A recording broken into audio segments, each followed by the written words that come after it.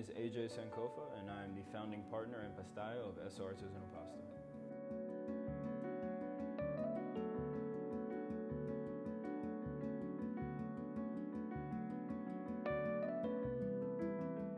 One of my friends who had graduated high school already had started working as a busboy at Jockey Hollow because they had opened just a month ago. And he was like, "Hey man, I'm making really good money over here, like you should come apply." And then, I was like, all right. And that's when I realized that this new place, Jockey Hollow, was the Vale Mansion, which is where I used to skateboard all the time as a kid. I tell people all the time, if you go there and sit on the patio, on the ledges, you can still see all the grind marks from all the skateboarders all throughout the early 2000s and 2010s. It was like crazy, like a place that I spent a ridiculous amount of time as a youth, like skateboarding, making a bunch of noise. And that place like ultimately changed my life. And that's definitely where like the culinary world became like the world for me. The dream come true for us, because I mean we're working in this beautiful place with all these like this enormous range of like individuals. Like the opening management staff, I think there were like 20 managers. There's like 7, 8, 9 maybe back house managers, and the same for front of house. So it was like you could draw from so many different personalities, so many different backgrounds, lifestyles, perspectives.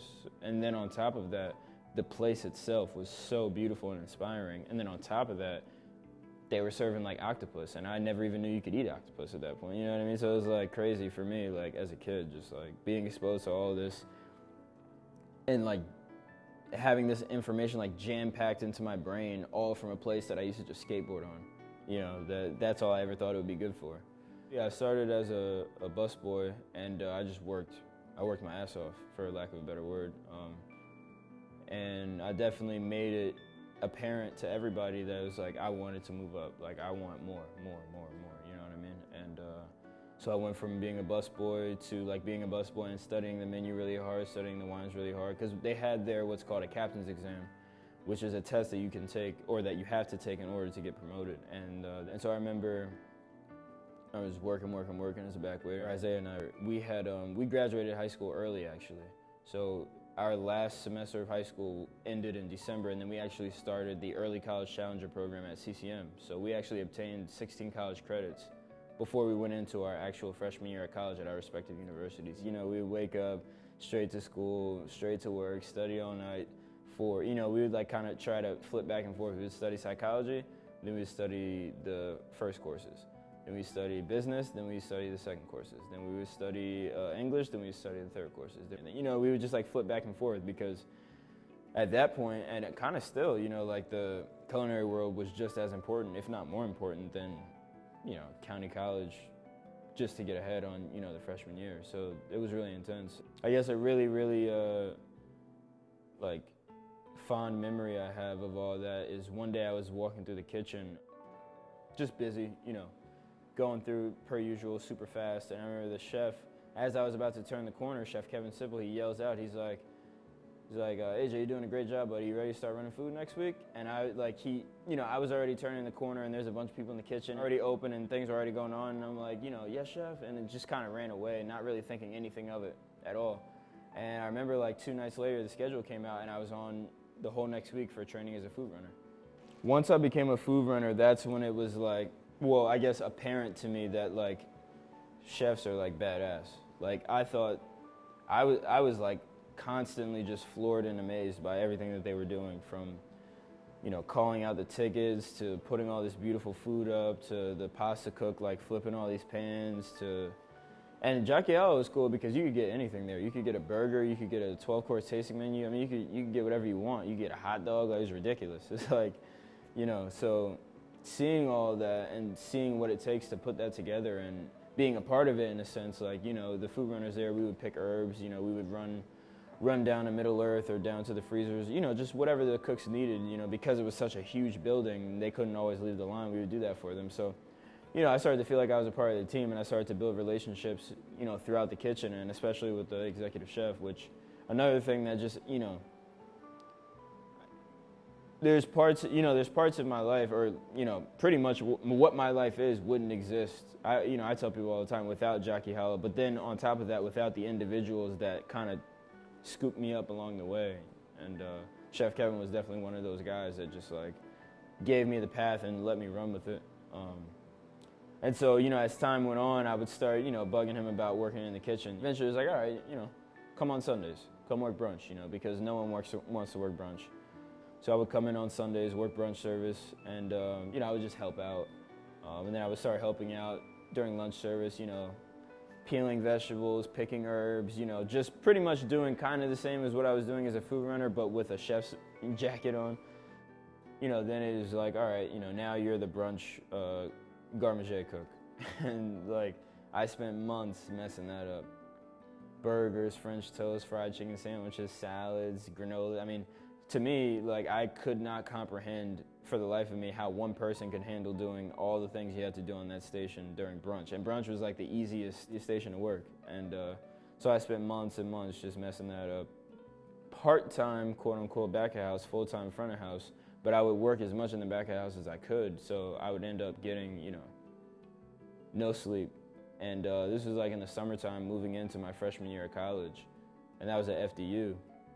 And actually, when I started my 18th birthday, which is in August, early August, I moved in with Isaiah. So now I'm living with Isaiah, I'm going to FDU full-time, and I'm working at Jackie Hollow full-time. And my big mistake with that, which I guess probably ended up shaping out my life, was that I didn't stay on campus. Like, if I wanted to graduate with a 4-year degree, I would have stayed on campus. That would have been what I needed to do, because I need to be like in there. For whatever I'm doing, I got to be really in it. But I was staying with Isaiah, so I had like all the freedom in the world, And going to school, like when I weighed my options, like, I was way happier at work, way more motivated at work, way more inspired at work than I was at school. So it was like, it was easy for me to drop out. I was like, all right, what's the point? To me, like, Jackie Hollow was the entire world. That was like a tough time for me. So this is summer going into fall of 2015. So, we'd already graduated, graduated high school early with all the college credits. My family's so proud, everything's going great. And then I just drop out, and it's like, changes everything for me. And it was challenging. Like, I was the only one who knew, and I was going to work and like having a great time at work, but I would come home and be like, damn, I just dropped out of college. The way I thought about it was like, all right, I'm working in this really cool Italian restaurant, like, all these chefs are well trained professionally, they know their stuff, like, they're stockpiling all this information in my brain. How can I become one of them? So I just started looking up culinary schools in Italy, because I knew the executive chef had studied in Italy. And so I found this one school. It's called the Italian Culinary Institute for Foreigners, and I'm like, all right, cool. Tomorrow I'll ask Chef Kevin what he thinks of this school. So I'll never forget, this is another one of those moments that's like just mind-blowing and changing for me. I go into the kitchen, it's lunch service. Chef's got like 2 bowls of spaghetti in his hands, he's putting them down on a tray. And I, without even thinking about anything that's going on, I just blurted out, hey, chef, what do you think of this school? I pull my phone out, which you're not supposed to do. And he looks at me, and then he kind of looks at me like this, and he looks at the screen. I'm showing him the school. And he looks at me again, and then he goes into his wallet and just pulls out his graduation photo from that school in 1998, the year after I was born. And so it's just like, like, okay, this is clearly what I'm gonna do now, so. And he was really cool about it. He was like, we'll do whatever we need to do to get you in there. The master course, which I ended up taking, started in June, so I had like 6 months to just save as much money as I could in order to go. And that's exactly what I did. And during that time, I saved as much as I could, I worked as much as I could, I got in the back as much as I could on top of working Sundays. I think at that point, they started, so like the one day I would have off from the front of house, they would put me on the schedule, so now I was working 2 days a week, certified back of house, but then I would still come in early whenever I could, late whenever I could. And, so I was pretty well versed at that point, because now I'm a captain's assistant who sometimes acts as a server / captain, taking sections. I knew my food, I knew my wine, I knew my cocktails. I really had a good grasp of the restaurant as a whole, Every single program that we offered, every style of service, from the fine dining room to the veil bar to the Rathskeller. I mean, I was very versatile. You could put me anywhere, or they did put me anywhere, and I always was able to rock out, so.